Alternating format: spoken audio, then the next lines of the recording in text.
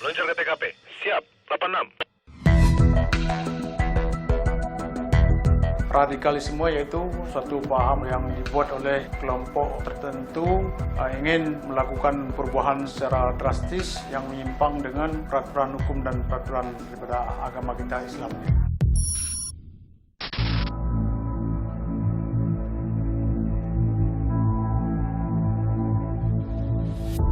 Khususnya di Provinsi Aceh memang sudah ada terjadi teroris ya yang ada di Janto di Jalin sekitar tahun 98 itu, di mana para pelaku itu melakukan pelatihan di Aceh Besar. Ada yang tertangkap dan ada yang melarikan diri itu.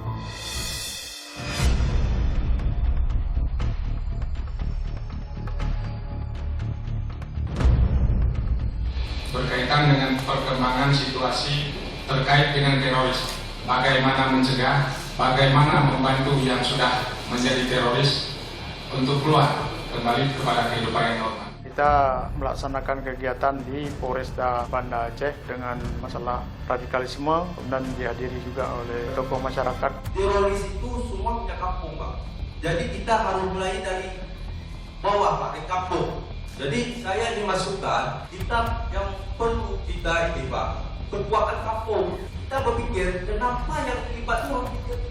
Jadi mereka tidak mendukung pada paham-paham yang radikal yang berlawanan dengan hukum atau agama. Hukum membunuh itu kan bodoh sama.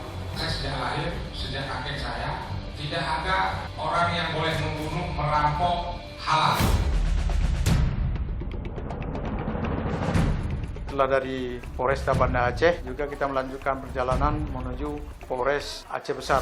Inilah yang tanggung jawab kita, bagaimana anak-anak kita pendidikan ya, agar tidak melakukan hal-hal yang paham-paham atau yang kekerasan sehingga yang menimbulkan pecah belah. Karena masukan yang mereka terima itu mungkin bisa jadi yang dia terima itu doktrinnya mungkin lebih kuat. Dia nggak tahu yang baiknya mana.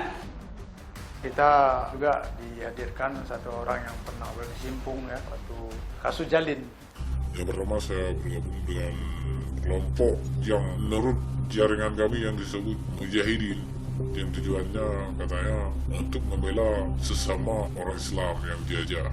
Tetapi setelah saya masuk kepada jaringan ataupun jamaah, tapi ternyata di balik itu semuanya hanya salah pemahaman. Ternyata pemahaman itu enggak sesuai dengan pemahaman yang diajarkan dalam Al-Quran dan Hadis. Waktu itu bergabung atau di Jalin itu berapa orang? Ratusan orang, karena istilahnya kalau latihan itu istighfar. Terus yang mengatakan bahwa ini membela saudara sesama muslim itu siapa yang kepada Semua yang ada kelompok di situ tempat pelatihan. terus untuk membela itu harus mengangkat senjata. Harus mengangkat senjata. Karena jalan satu-satunya, karena nggak ada jalan pilihan lain selain untuk mengangkat senjata. Dengan kata bahasa hidup mulia atau mati syahid, istilahnya bahasa ini. Sampai hari itu masuk anak sendiri berdebat masalah pemahaman. Disitulah kami jadi perpecahan karena nggak sesuai dengan pemahaman yang orang itu sebut. Semua PNS, aparat, ada pun yang nggak mau mendukung kita, ada pun yang nggak mau bergabung sama kita, hal dibunuh kafir.